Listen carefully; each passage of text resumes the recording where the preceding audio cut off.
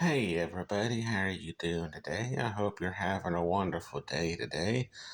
Back in the late 90s, early 2000s, I don't know how far out of the state of Alabama this made the news, but there was this one guy that was his wife and daughter came up missing, and at first he wasn't suspected any foul play with them, and as time went on, they started finding evidence that he could possibly had a hand in it, and as they was getting closer and closer and looking into the possibility he might have had a hand in it.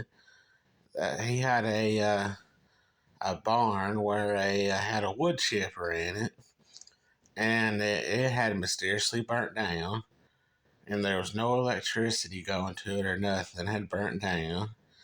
And before they could even search it to try to really get any evidence or anything, and that put him under suspicion. And a little backstory before I finish that one.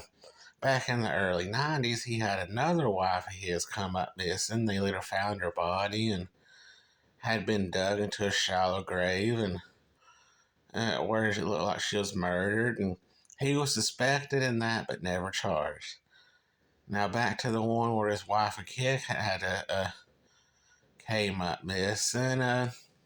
They did find some evidence that there possibility something was killed there, but it was and diced up and fed to the pigs. But it was so damaged they couldn't really check in to see if it was a human or other animal blood or not.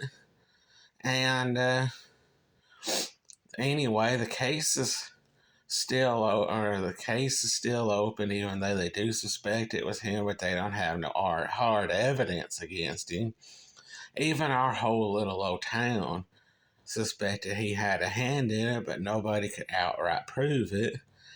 And ultimately, in the end, he ended up going to jail, but not related to the murders and the missing wife and kid, but on gun charges, because he was a felon from a previous case. I can't remember what he was charged for, but he wasn't allowed to have guns, and he ended up finding guns, and he went to prison.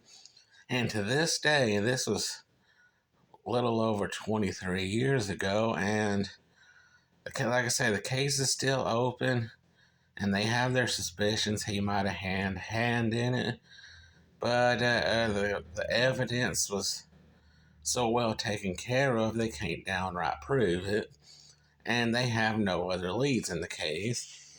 And, I hope for the family's sake that they eventually come up with some answers so they can have a peace of mind of what happened, or at least have some closure on it.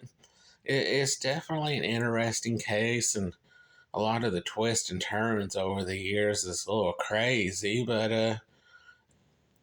I thought I'd share that little story with you. And anyway, I hope everybody has a good rest of their day, and I will see y'all in the next video.